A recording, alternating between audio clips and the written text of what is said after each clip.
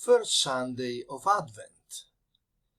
A te levavi is the introit of the first Sunday of Advent.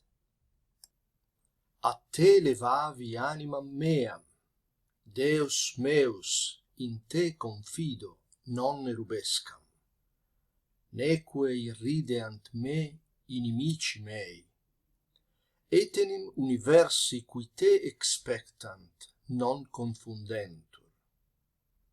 Vias tuas, Domine, demonstra mihi, et semitas tuas edoce me. Translation: To you have I lifted up my soul. My God, in you I trust. Let me not be put to shame, and let not my enemies laugh over me. Because all those who wait for you shall not be put to shame. O Lord, make me know your ways, and teach me your paths.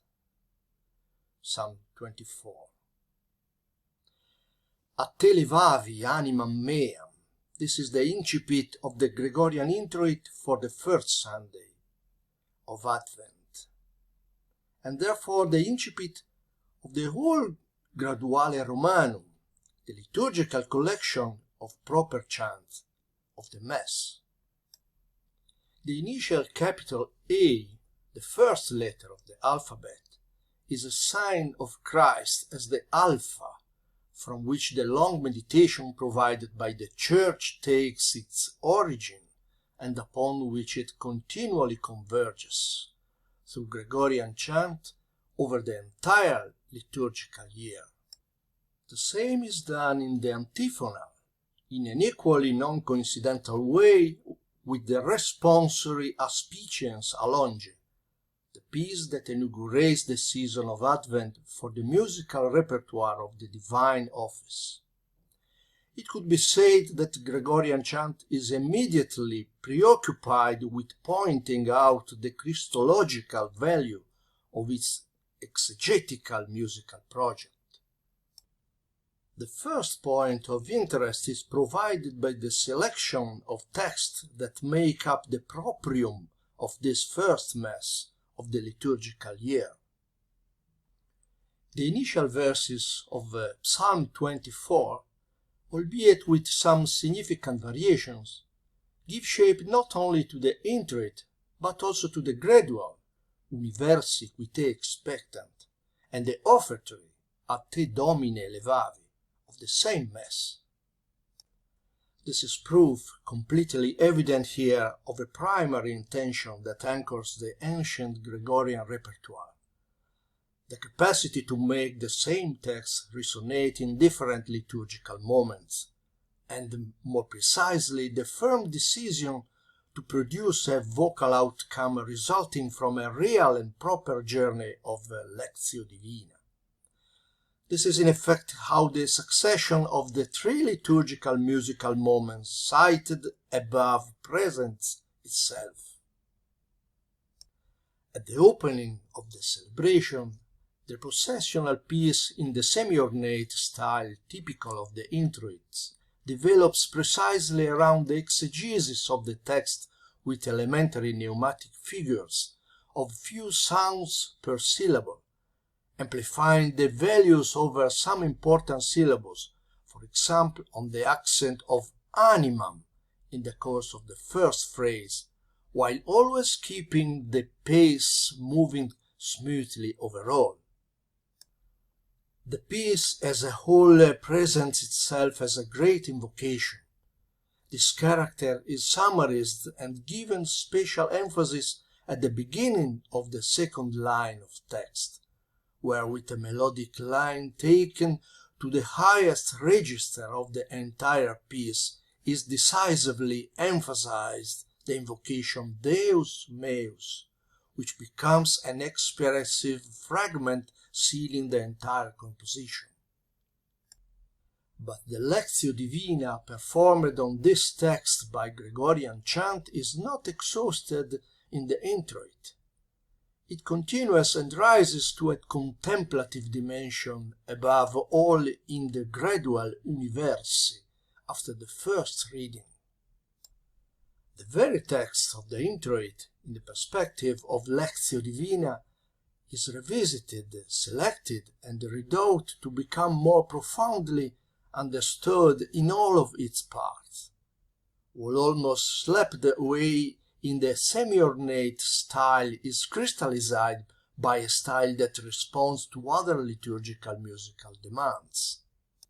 In the Mass, after the first reading, when everyone is still, seated and attentive, when there is not any processional movement, when the liturgy demands a worthy response to the reading of the Word of God just proclaimed, the text of the introit is revisited, but not from the very beginning, but rather by extracting only the last phrase of the antiphon. Universi qui te expectant non confundentur Domine. At this point, the text is recreated, and each verbal entity takes a new light, new weight, new significance. Each word is meditated upon with greater calm, more time, without haste. If in the introit, for example, the term universi receives minimal emphasis and is part of a single movement, in the gradual it is put in first place and even promoted as the incipit of the piece. But above all, its expressive impact is enormously dilated with consummate rhetorical artistry. The incipit of the gradual intends to meditate upon, it intends to waste time on that word which fixes the gaze upon the universality of Advent, proclaimed with an abundance of sound and with a generous enhancement of value, loaded with meaning. Finally, returning to look at the overall melodic structure of the introit, we can quickly verify, as is moreover indicated in the Vatican edition, that it clearly belongs to the eighth mode, the tetrardus plagale, according to the terminology borrowed from the ancient Greek musical system. This is the last of the 8 Gregorian modes, which encapsulate and frame the potentially rigid musical structures of the entire monodic liturgical repertoire. This last mode, in the minds of the anonymous composer and of the medieval theoreticians, is a symbol of perfection, of the definitive time.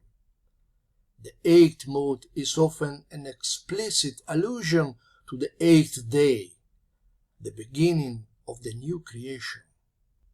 It is no coincidence that the canticles and Alleluia of Easter Vigil have this same modal coloring.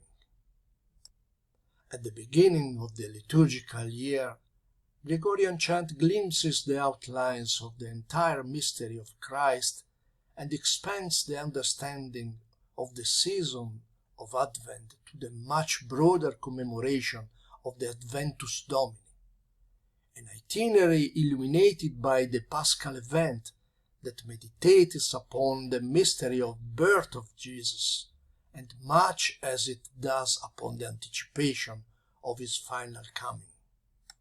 The modal construction of this first introit is a sign of such a journey and immediately glimpses its infinite resonances.